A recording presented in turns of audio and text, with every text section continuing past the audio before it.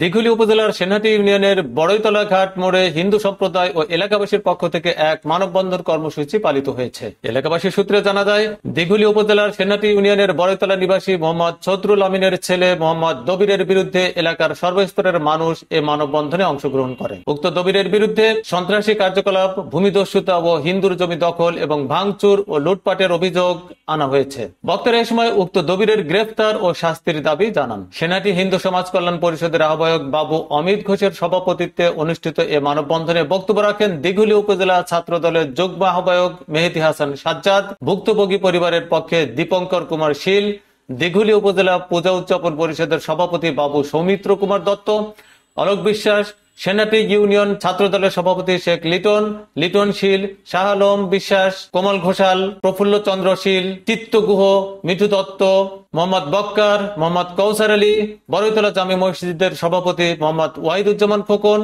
কোষাধ্যক্ষ সুমন হোসেন, সাংগঠনিক সম্পাদক মাহবুব মোল্লা প্রমুখ। বড়ইতলা নিবাসী মৃত দিলীপ কুমার শীলের পুত্র দীপঙ্কর কুমার শীল নয়ন এ প্রতিবেদককে বলেন, দবির একজন হিংস্র প্রকৃতির ছেলে। সে 5ই আগস্টের সুযোগ নিয়ে আমাদের পরিবারের অনেক ক্ষতি করেছে, আমাদের এলাকা ছাড়া করেছিল, আমাদের ঘর বাড়ি ভেঙে দখল করে নেয় জোরপূর্বক। আমরা প্রতিবাদ করলে আমাদের নানাভাবে হুমকি ধামকি দেয়। আমরা বিভিন্ন মহলে লিখিত অভিযোগ দিয়েও প্রতিকার পাইনি। এ ব্যাপারে ছদরুল আমিনের পুত্র দবির এ প্রতিবেদককে জানান, এ সমস্যা অনেক আগের। এলাকার কিছু স্বার্থান্বেষী মহল আমার বিরুদ্ধে এগুলো করছে। জমি জমা নিয়ে প্রশাসনের লোকজন অনেকবার বসে মীমাংসা করেছে। জনস্বার্থে প্রশাসনের পক্ষ থেকে তখন ল্যাট্রিন ভেঙে ফেলার জন্য বলা হয়েছিল। কে বা কারা এটা সেদিন ভেঙেছে তা আমি জানি না।